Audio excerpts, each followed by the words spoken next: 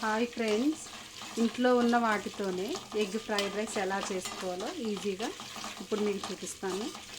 మీకు నచ్చినట్లయితే లైక్ చేయండి, షేర్ చేయండి, సబ్స్క్రైబ్ చేయండి. ముందుగా మనకి రైస్ని బట్టి మనకి రైస్కి ఎంత ఆయిల్ అయితే అవసరం అవుతుందో అంత ఆయిల్ని వేసుకోండి. నెక్స్ట్ వచ్చేసి కొంచెం కొత్తిమీర, కొంచెం పుదీనా, కొంచెం కరివేపాకు వేసుకొని అది కొంచెం లైట్గా ఫ్రై చేసుకోండి. నెక్స్ట్ వచ్చేసి కొంచెం అల్లం వెల్లుల్లి పేస్ట్ కూడా వేసుకోండి. అవి ఫ్రై అయిన తర్వాత నెక్స్ట్ మనకి కొంచెం పసుపు, కొంచెం కారం, అంటే రైస్ని బట్టి మనకి ఎంత కారం అయితే అవసరం అవుతుందో అంత కారం వేసుకోండి. నేను ఇక్కడ కొంచెం రైస్ ఎక్కువ క్వాంటిటీలోనే తీసుకుంటున్నాను కాబట్టి కారం కొంచెం ఎక్కువగానే వేస్తున్నాను.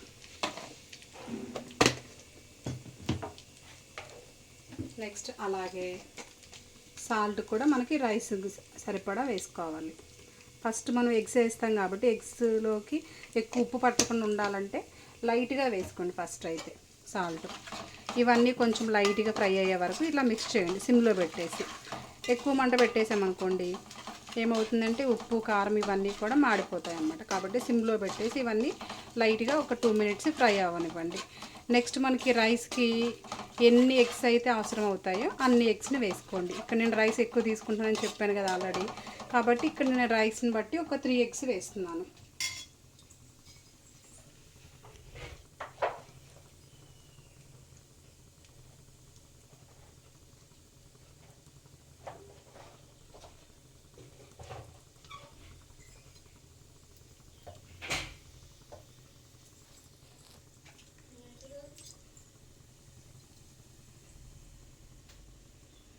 ఇవి కొంచెం ఫ్రై అయ్యాయి కదా, ఇప్పుడు 3 ఎగ్స్ బ్రేక్ చేసేసి ఈ ఎగ్స్ని ఆయిల్లో వేసేయండి.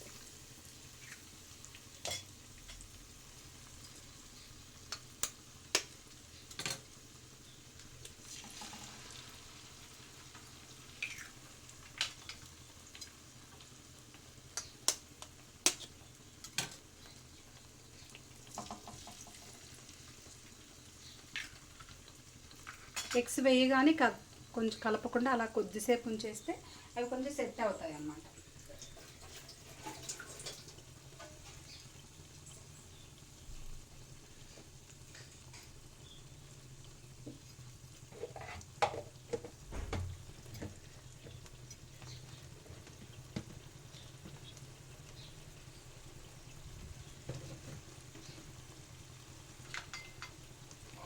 తర్వాత ఒక 2 మినిట్స్కి మనం జస్ట్ దాన్ని అట్లా కడిపామనుకోండి, చిన్న చిన్న ఎగ్ పీసెస్ లాగా మనకి ఇవి తయారవుతాయి అన్నమాట. మన రైస్ తింటున్నా కూడా అక్కడక్కడ కొంచెం కొంచెం ఎగ్ టేస్ట్ అనేది బాగా తెలుస్తుంది మనకి.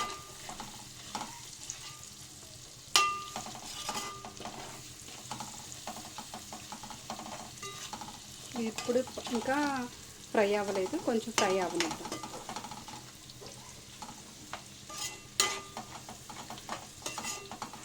అంటే మన సాస్లు, వెనిగరు అట్లాంటివి ఏమి యూజ్ చేయకుండా న్యాచురల్గా అనమాట ఇంట్లో ఎలా తయారు చేసుకోవచ్చు హెల్తీగా అనేది ఈ ఫ్రైడ్ రైస్ అనమాట.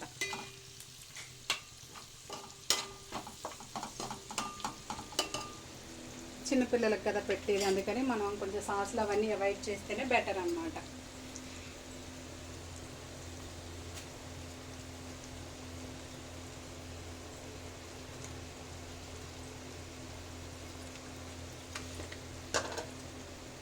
అలాగే నేను ఇది మసాలా పౌడర్ అనేది ఇంట్లోనే తయారు చేసుకోవడం జరిగింది. కొంచెం ధనియాలు, అలాగే లవంగాలు, దాల్చిన చెక్క, యాలకులు ఇవి 4 ఐటమ్స్ వేసి నేను ధనియాల పౌడర్ ఇవి తయారు చేయడం జరిగింది. ఈ మసాలా పౌడర్ని రైస్కి మనకి ఎంత అయితే క్వాంటిటీ అవసరమో అంత వేసుకోవాలన్నమాట. సో ఎగ్స్ కొంచెం ఫ్రై అయిన తర్వాత మనం ఈ మసాలా పౌడర్ వేస్తే ఈ ఎగ్స్కి కూడా బాగా పడుతుంది అన్నమాట ఫ్లేవర్ అనేది. ఇవి కూడా ఒక 2 మినిట్స్ ఇలా ఫ్రై అవ్వనిచ్చేసి మనము ఫైనల్గా రైస్ వేసుకొని రైస్ కూడా మనం కొంచెం ఫ్రై అవ్వనివ్వాలి. అలా వేయగానే బంద్ చేయకూడదు. ఇది ఫ్రై అవుతుంది, చక్కగా ఫ్రై అవ్వనివ్వాలి.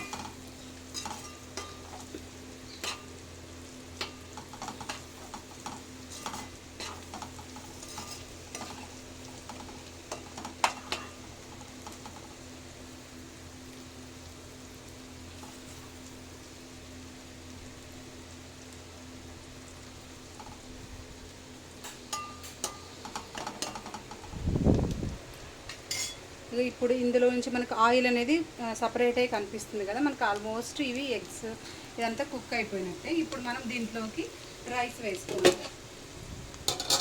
వేడి వేడి రైస్ అయినా వేసుకోవచ్చు, లేదు అంటే ఆల్రెడీ మిగిలిపోయిన రైస్తోనైనా మనం ఎగ్ ఫ్రైడ్ రైస్ అనేది చేసుకోవచ్చు అనమాట. నేనైతే ఇప్పుడు వేడివేడిగా రైస్ వండటం జరిగిందనమాట. ఈ రైస్ని అందులోకి వేస్తున్నాను.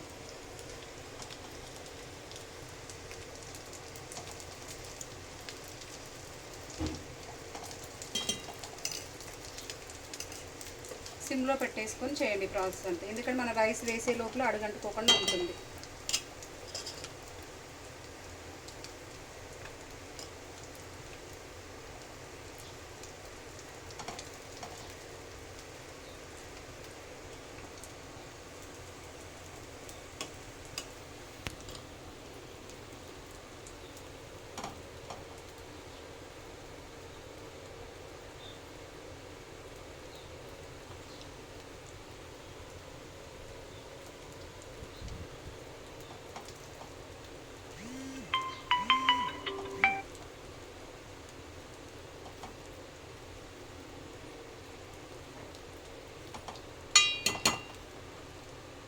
ఫ్రైడ్ రైస్ అంటే కొంచెం ఇష్టంగా తింటాను, కొంచెం నేను ఎక్కువ క్వాంటిటీలో చేస్తున్నాను.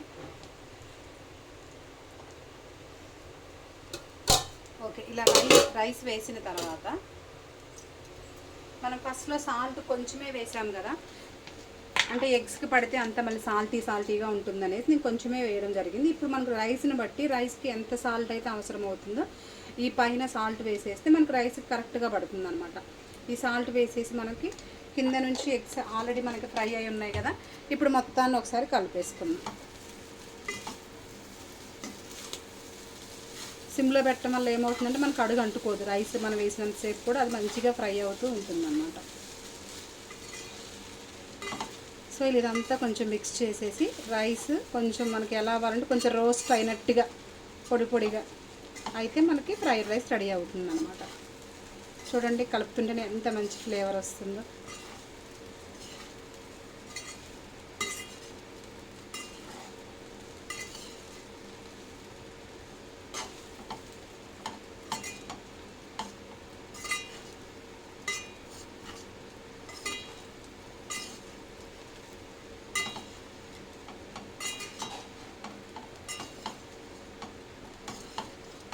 కొంచెం మనం ఇప్పుడు ఫ్లేమ్ని మీడియం ఫ్లేమ్లోకి పెట్టేసి కొంచెం రోస్ట్ అవ్వనిద్దాం. అంటే రైస్ మెత్తగా కాకుండా కొంచెం పొడిగా వండుకుంటే మనకి ఇది బాగా పర్ఫెక్ట్గా వస్తుంది అన్నమాట. ఇట్లా కలుపుతూ ఉంటే ఏమవుతుందంటే అడుగు అంటుకోకుండా ఉంటుంది. ఒక 5 మినిట్స్ మనం కొంచెం మీడియం ఫ్లేమ్లో పెట్టేసి దీన్ని మనం ఇలా కలయబెడుతూ ఉంటే ఏమవుతుందంటే మొత్తం మంచిగా ఫ్రై అయిపోతుంది ఈవెన్గా మొత్తం కూడా రైస్ అంతా కూడా. మనం ఇట్లా కళాయి పెట్టుకుని ఉన్నాం అనుకోండి అడుగంటుకుపోతుంది అంతా. అలా కాకుండా ఇలా తిప్పుతూనే ఉండాలి.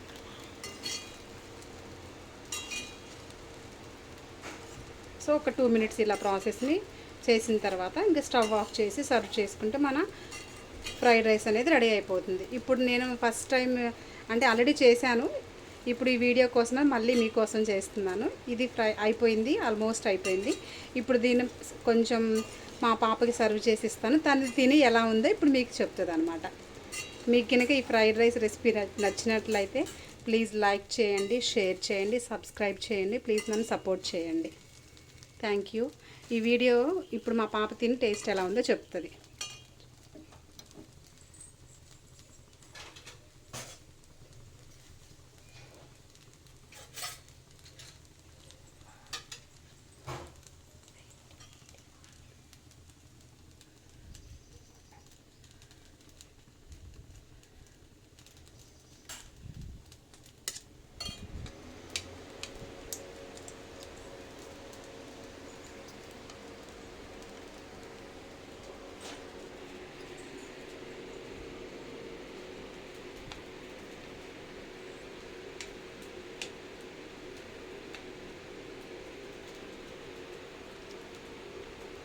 మా పాప ఇప్పుడు టేస్ట్ చూస్తుంది, ఎలా ఉంటుందో తనే చెప్తుంది.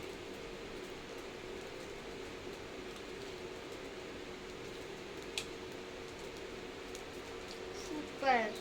Okay friends, bye bye.